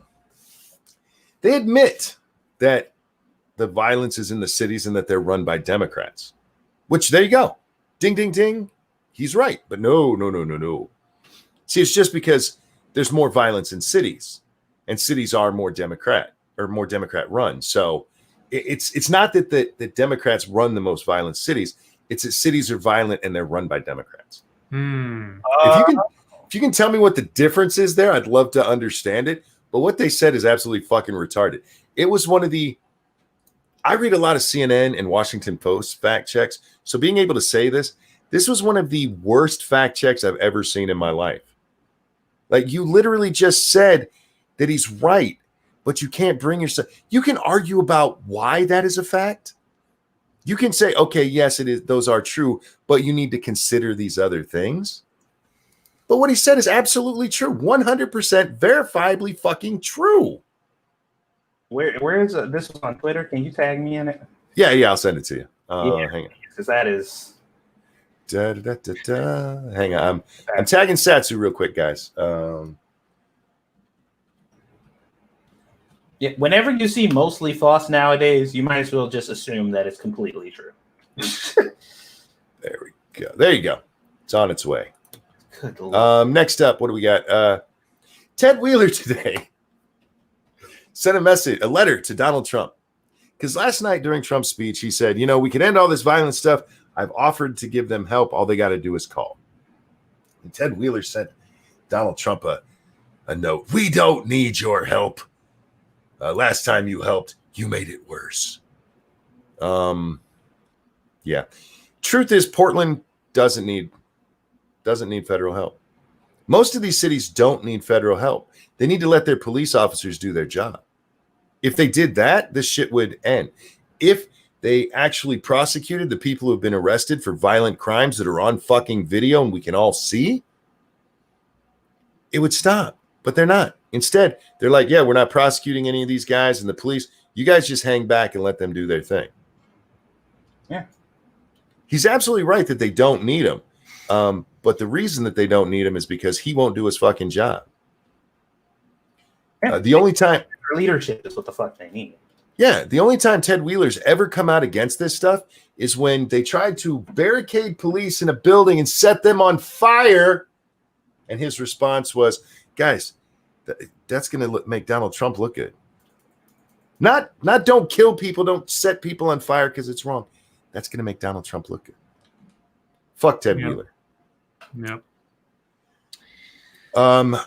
There's one more Scribbles, and then this one's from a guy named Ryan Abbott. What the hell was he again? He's a blue check mark over there on the Twitter. It's not showing me. There it is. He's an economist. He's got his own blog and newsletter. Says, it sounds absurd to say it, but America's in the process of choosing whether to be a white nationalist fascist state or an inclusive democracy. That's not hyperbole. That's just where we are. You're fucking stupid, dude. That is quite literally the very definition of hyperbole. It is. It is. It's so fucking asinine. It sounds. This sounds absurd to say because it is, dumbass. If you have to preface what you're about to say with "this sounds absurd to say," then it is by default hyperbole.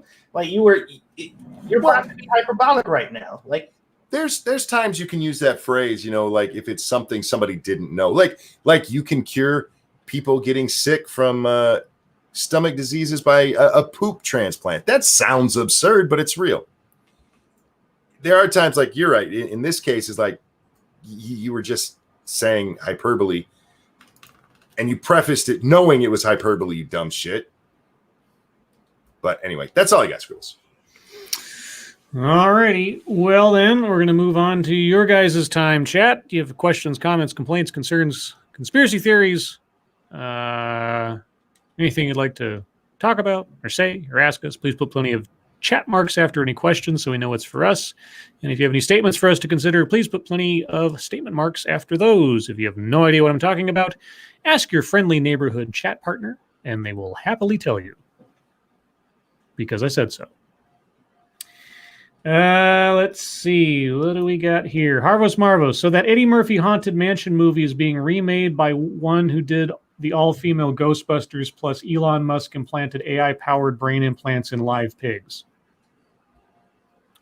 It's 2020. At this point, you could tell me anything, and I'd probably entertain it being true for a moment. So sure. I'll believe it. Why not do a Haunted Mansion movie with the guy who destroyed the Ghostbusters franchise in one swoop? Sure. Can't wait for him to tell us we're sexist if we don't like it. That's true. Or depending on who stars in it, racist. Yeah, it could be. Sibo, Ranting Monkey, did you see the Riot Kitchen DM I sent you? I didn't, but if it's about them getting arrested, I saw the video, and we read a story about it last night. The story didn't mention that it was Riot Kitchen. That just made it funnier. These are the vans that got pulled over with the out-of-state plates. Oh. Okay. Check your logic. How do we know Scribe almost saying his name wasn't gratuitous pausing for effect? Maybe he slipped out an R name for this reason. It's not gratuitous pausing for effect. It's melodramatic pausing for effect. The card has been updated. And yeah, I almost said Robert. You got me. Maybe. Mr. E, is Ted Wheeler vegetable or mineral? Definitely vegetable. Keeverdam, do sheep get static cling when they rub against one another? No, they only get that if they walk across a carpet. I love that we're answering science questions now. Moonshock, Scribe, do not feel bad about the joke. We all still think highly of you and won't judge. I get it, and I like I say, it was I regretted it as soon as I said it, given the circumstances. And I mean, I've had family members and even friends die of cancer, so it's definitely not the time to have done that. But you know, it was a bad joke. It's okay. It was a bad joke, and I will be I'll be paying for it for the rest of my life, because my sister certainly won't let me forget it, even though she's a stand-up comic and most of her jokes are terrible too. She won't hear me having said that because she doesn't watch this, so it's fine.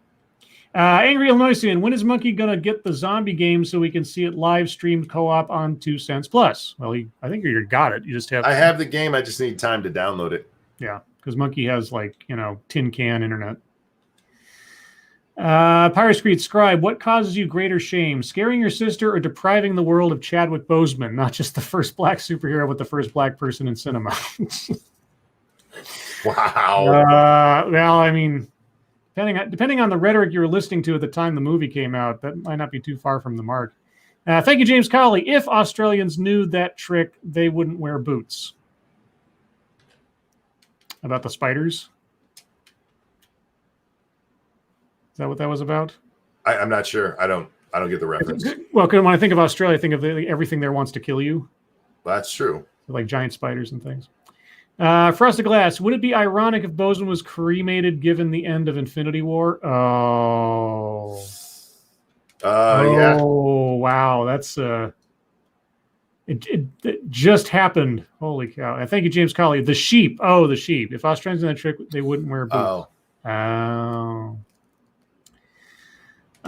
Check your logic. Do we have all the facts for the Jacob Blake and Kyle Rittenhouse incidents? No. Most of the stuff is out for Kyle. Like the only thing that we don't know is the exact moment where the people started chasing him and for what reason. Yeah, and with the Jacob Blake one, I think we're almost there. The police have come out and we know why they were at the house, why he was there, why they stopped him. The Kyle one, the only thing we don't know, you're right, is why the incident started.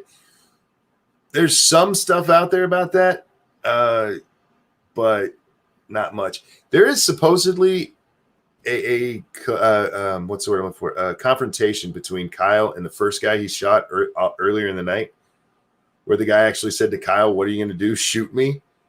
Oh, yeah, he told him to. Well, I didn't see Kyle in that video. Maybe I need to go watch it again. But he was. I haven't seen it myself. It's what I was told. That's why I said reportedly. So. Yeah, I saw the video. He was like, "Shoot me, N-word." That's what he was. Yeah. That's what he said to the dude or whatever before that whole confrontation happened. Careful what you wish for, folks. Jim Elis, will Chadwick Boseman go to Wakanda heaven or normal heaven? He'll go to both. He's earned it. Yeah. That is sad, man. I liked him as an actor, and I enjoyed the movie. So that's ridiculously sad. Speaking of those guys who got killed, by the way, I'm sorry, Monkey. I was gonna say, the fight scene was shit, though. Yeah. I mean, like I said, person aside, Black Panther as a movie was okay, and the fight scene was like 1990s CGI, and it was like, It was a Marvel movie. Yeah, I mean, and it was a okay Marvel movie. It wasn't the best, wasn't definitely the worst. It's not Thor: The Dark World, and it's not Winter Soldier, but it's a Marvel movie. It was all right. Let's see. Daniel Fullman with a joke that we've never heard here on the show before. Who was the greatest boxer of all time? Jim Jones. He knocked out 909 people with one punch. Womp womp. How many times have we heard that joke or a variant thereof? A couple. A few times, yeah. Thank you, Daniel. Travis Gardner, Ranting Monkey, have you and Lady Monkey ever thought of reading short stories on streams? I was saying years ago that Lady Monkey should read stories to Grand Monkey on a live stream or something and just record that. And I think that would be great. You did say that, yes. I think that would be great. So I still recommend, I still think whether it's Peanut or Pumpkin or even just Grand Monkey again, I think that'd be a really, really cool stream. As to us actually doing that, I don't know if Lady Monkey would want to. I've often thought about reading stories. I want to read bedtime stories for everybody just because people fall asleep to my voice. So maybe one day I'll get around to actually doing that. Gamer Verlaine, Lords of the Night. I'm watching Black Panther now. Still not Captain Marvel. Fuck that bitch. I don't want politics and comments. Do you realize he filmed Black Panther and both Avengers while battling cancer? Yeah, no, they said it's going around a zillion times on Twitter now, but the family released a statement announcing it and said that, yeah, since 2016, every movie he's done since 2016, he was in between cancer surgeries and chemotherapy. So yeah, that guy's a fucking trooper. I don't know what else to say. But yeah, apparently so. I mean, and you know, for somebody who's battling cancer, he looked ripped. I mean, well, and in regards to what was just said, they said they don't like politics and comics. You guys ever heard the argument that, you know, politics have always been in comics, you know? So that's social commentary. I mean, like the X-Men is the classic example. The X-Men were at the time sort of the an analogy for race relations and things. Like you had Magneto was technically sort of a Malcolm X type character, whereas Professor X was sort of a Malcolm MLK Jr. Character, and so they're two opposing viewpoints on how people should get along. There's always been allegories to social issues in comic books, and sometimes they touch on, you know, real life stuff. You know, Demon in a Bottle when Iron Man had to deal with alcoholism and stuff like that, but usually not overtly commenting on right now politics and taking a stand on one side or the other of something that's just a domestic political issue. Well, what I was about to say is like the difference though is there's always been politics in comics to a certain extent, but most people don't like the politics surrounding them. So when if you put out a comic and you're like, this is a cool show about a hero who does this and this is his power, and then you watch it and there's like a political struggle that's something you can directly correlate with real life, you're like, oh wow, this is going on in this show.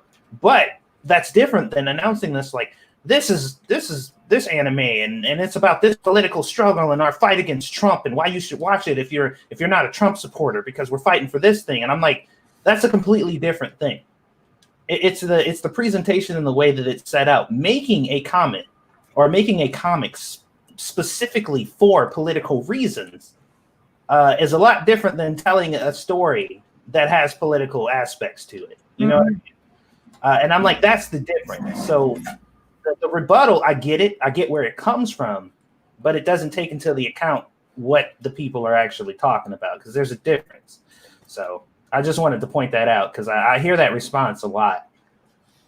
And like Scribe said, I mean, there's a little bit of truth to it, but yeah, it's not usually shoved down your throat so blatantly. Yeah, I mean, like social issues, even like political struggles can be represented in comics and often are. To show sort of a mirror on reality and things like that, or what would these characters do under similar circumstances? You know, there are parables all over the place in comic books and everything else. But yeah, starting to use them as a platform to start pushing a specific political narrative or something. That's where people get pissed off. Watching anti-mutant people fight against mutants. And being able to draw connections between that and like people fighting against gay marriage or racists fighting against integration and stuff like that, sure. But then using that and saying, you know, okay, so Magneto's Donald Trump. Right. And this is, yeah, that kind of thing. So let's see. And chat jumped again. Sorry, guys. Where did I leave off? An American Celt Scribe, like, guess Marvel will get their female Black Panther after all. Oh, jeez. I wonder what they're going to do with the franchise now. I assume they're going to have to recast it. There's just no other way around it, really. Or just make what's her face the star. They could, yeah. I mean, they could find a way. Like if they, I mean, I bet they're going to, if they whatever plans they had for Black Panther 2, obviously they're going to have to retool them now. If they're even still, they'll probably push it back now because they have to refigure the whole thing out. But they're going to have some if they keep it in continuity and they don't recast the role, they're going to have a funeral for him. He'll have to have died for some reason, and then his sister takes over the suit or something.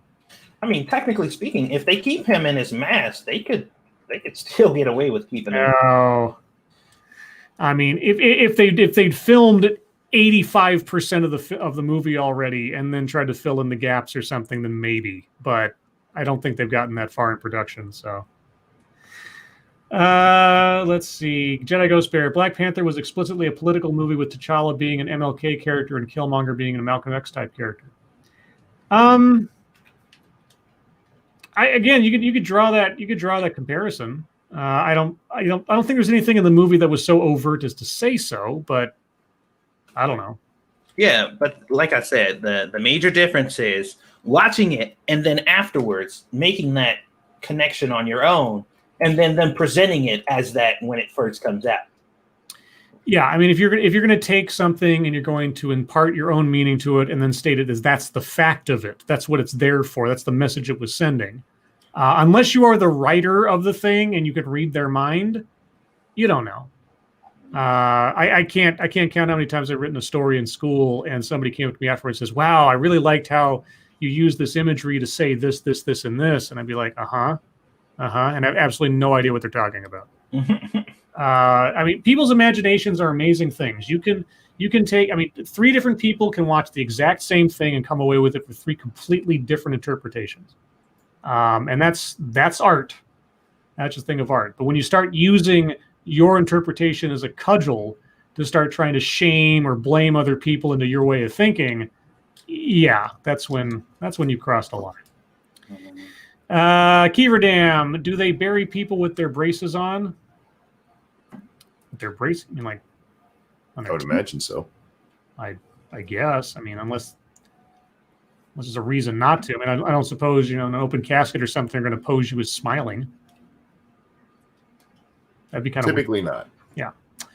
Let's see. Frosted Glass. Think they'll put Boseman in Black Panther 2 like they did Leia in The Rise of Skywalker? Again, I have no idea how much, if anything, they've already filmed of Black Panther 2. It was supposed to come out in 2022, which tells me that, given the time scale of things, it was probably meant to start filming either this year, or if they filmed anything so far, it probably wasn't enough to constitute an entire movie.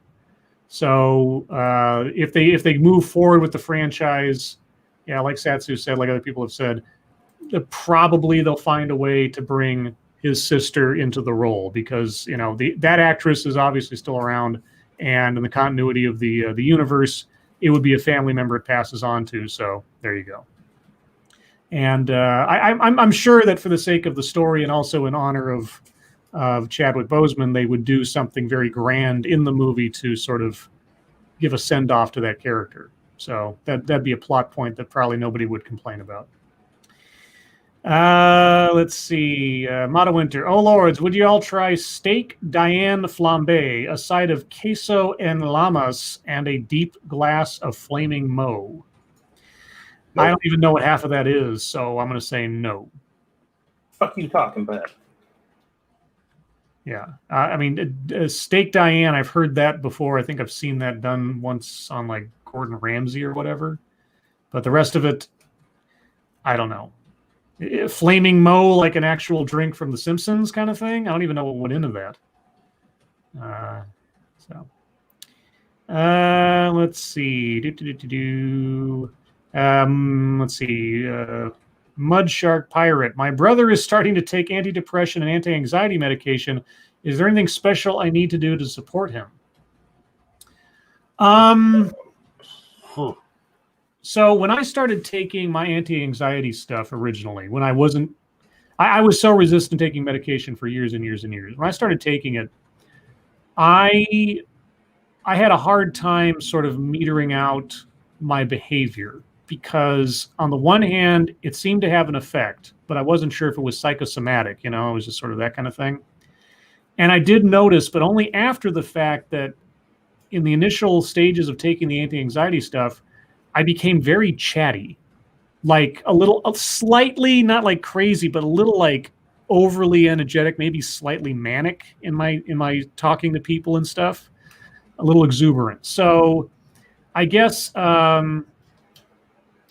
be prepared for some initial changes maybe as their body adjusts to it. And I guess just reassure that they're okay. You know, this is just stuff that happens. If they start noticing they're acting a little weird or a little out of character at first as their body adjusts to it, you know, just give the kind of support you'd give in that kind of situation. Don't make fun of them about it necessarily, you know, or just make light of it or whatever. Just, you know, just kind of go with the flow. Of course, if they do start doing things beyond the beyond and they don't seem to notice it, maybe call their attention to it, but also understand that it's probably outside of their conscious thought because the chemicals might be doing something. Like that's the best I can come up with off the cuff. Yeah, just don't overreact to any changes. Yeah. I mean, unless it's something really, really like dangerous or something. But yeah. Gamer Valine, thank you so much. Best use of politics to drive a comic story was the Rourke family in Sin City, as it didn't really lean left or right. Thanks, Frank Miller. Yeah, before Frank Miller went absolutely crazy, he did a lot of good writing, a lot of good stuff. And thank you, Zenith. Hey, Zenith. R.I.P. Bozeman. Yep, that is... Man, that's just so shocking. Like I said, I didn't know how old he was. Not that it really matters. 43 isn't exactly elderly or anything. And B, that he worked through so many movies in 4 years' time while going through all that is just crazy. And it's just terrible. Yeah. Real quick. Hi, Zenith. Go ahead. I'm sorry. I was saying, speaking of like people who die young, I had like a moment the other day where I was talking to Squishy and I was sitting there and we were talking about something. And a basketball commercial came on. And then I looked at her for a second. She was like, what's wrong? And I'm like, I just remembered. Like, it just hit me now again that Kobe Bryant is dead. Mm-hmm. Like, it just, like, I had an epiphany. And it, like, when I thought about it, I was like, oh, shit. Like, damn, dude, that's fuck. And it was like feeling it all over again, you know? Like that feeling of just like, fuck, man. Mm-hmm.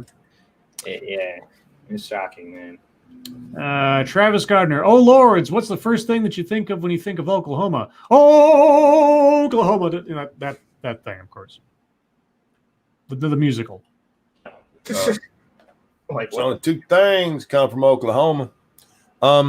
Yeah.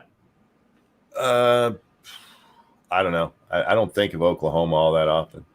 Yeah, it ain't something that's usually at the forefront of my thought process. It's Oklahoma, for fuck's sake. Let's see. Dom O'Leary, Scribe, I can completely relate. Took me ages and a 2-week stint, I think it meant stint, in the cookie jar building. The cookie jar building. To get my mental self in order, pretty much why I just love laughter. It's a good way. Yeah, like I say, there was an adjustment period for me when I took my, and you know, it eventually evened out.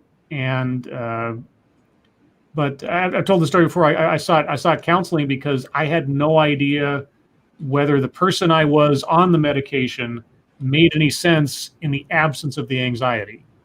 I was very proactive about it because I was very cautious over what changes might take place or how I was handling it. And I knew that I'd be my own worst witness for figuring out what was going on with me. So I guess there's that too. That maybe just be understanding that they might be, and I don't know was your brother's situation. They might be apprehensive about what the medication might do, and just be supportive of the fact that it's a legitimate fear. You don't know. I mean, it hopefully it'll be nothing drastic, but at the same time, anything where you feel like you might be out of control of yourself. Because that was kind of the thing. It was like I hated the fact that I was out of control of myself with the anxiety, and then taking the medication, I was at the same time scared that the medication was going to take me out of control of myself. It's sort of this, limbo hell of a situation until you figure out, is the medication doing what it should and it's not doing anything extravagant and the side effects or anything. And like I say, I was very fortunate. I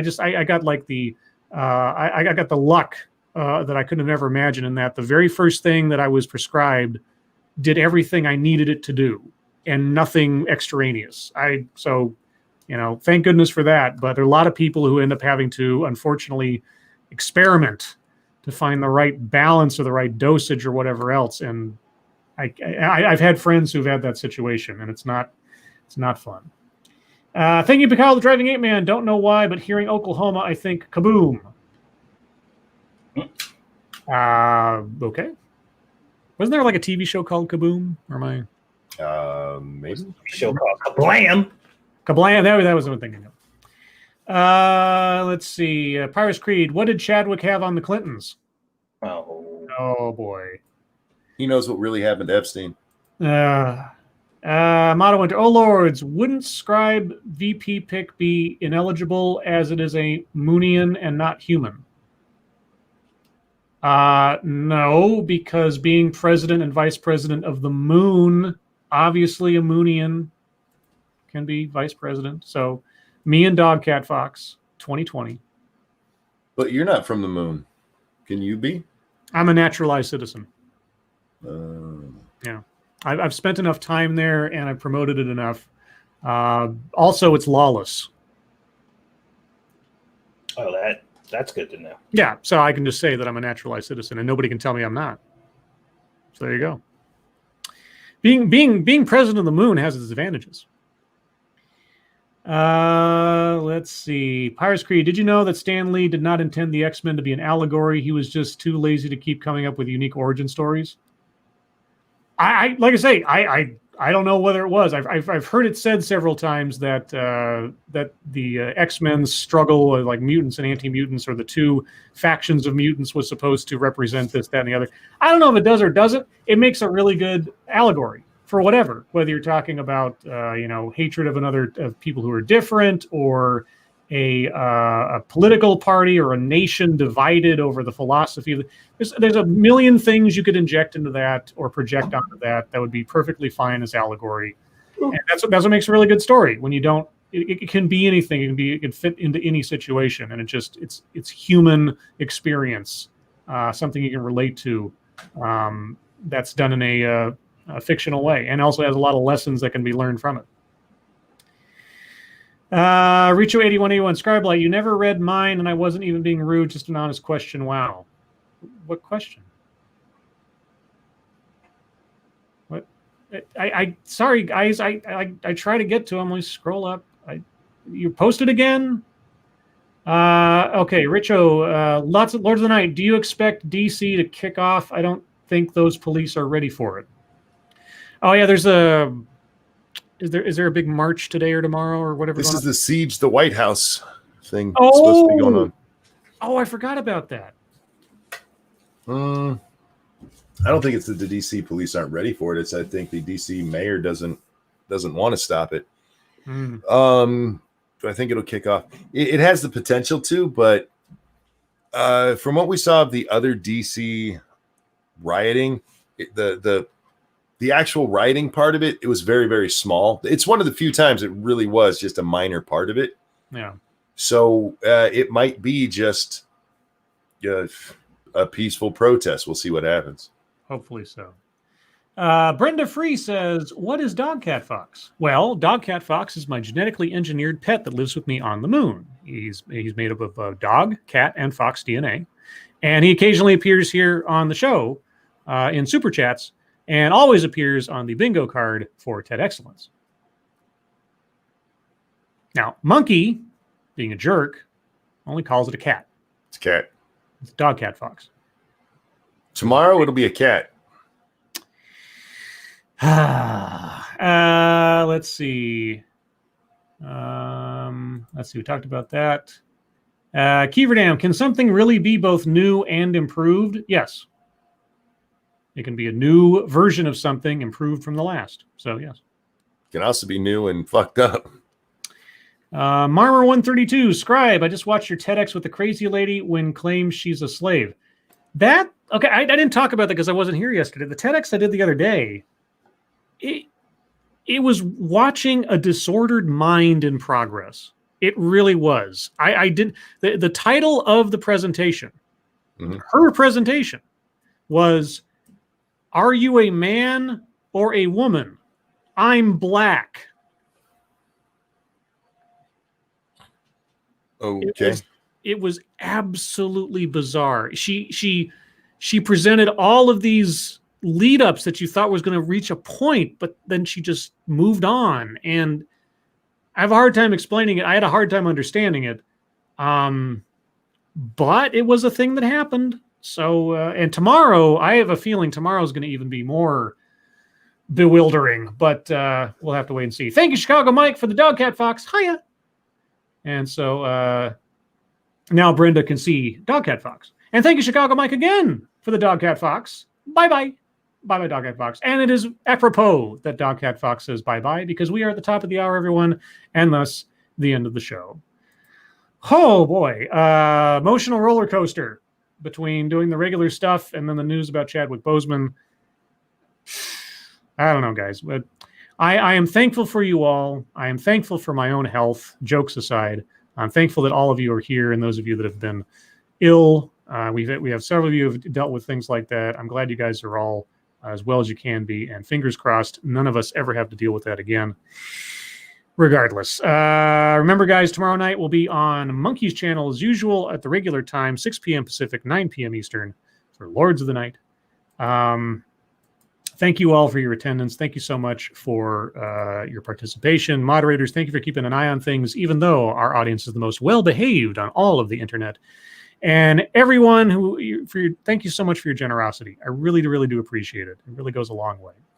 And in fact, I'm going to be making I have done this several times before. I don't usually talk about it. I'm making a donation to the Leukemia Lymphoma Society in the name of Chadwick Boseman today, because that's a charity I often donate to when I can, and I feel inspired to do so today. So remember, guys, you guys are doing 7 Days to Die, yes?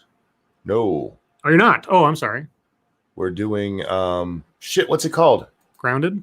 Yeah, Grounded. Honey, I Shrunk the Kids. Okay, so over on 2 Cents Plus, guys, right after this, you can watch Monkey and Satsu fight giant spiders in Grounded. Be nice to Satsu, guys. He's actually genuinely terrified. Yeah, Satsu's scared of spiders. So go watch him be scared. If you like that kind of entertainment, because I know you guys are all sadists at heart, aren't you? And Satsu's a little bit of a masochist, putting himself into the pathway of giant spiders. You know, I'm sorry, I know the shows. I'm a little bit envious of them because to me, it's just like, having zombies there. It's something I have to run from in the game and fight. Right. I'd love a game where I'm genuinely terrified. Sometimes that is a fun thing, but yeah, I'm a little bit jealous. All right. Monkey's jealous of fear. I am. Because he is the man without fear. I'm not. There's things I'm afraid of. It just doesn't translate well to video games. What we need is a game where there's like giant bats chasing Monkey, then maybe. But anyway, guys, Monkey, Satsu, thank you for joining me as always. Indeed. Satsu? Satsu, did you mute your mic, bud? Okay, well, he's with us somewhere or something. But either way, everyone, your lives make us sad, and we will see you tomorrow. Bye, guys. You're going to have to take up Satsu's part in this now. I got my copy of Screw the Roses, Send Me the Thorns, The Romance and Sexual Sorcery of Sin. Get him. You had to wait till I said it. Oh, shit. I'm not used to it. And today's secret word is mountains. That's titties. Not in this context, but given the book, I would not blame you for thinking so. Bye.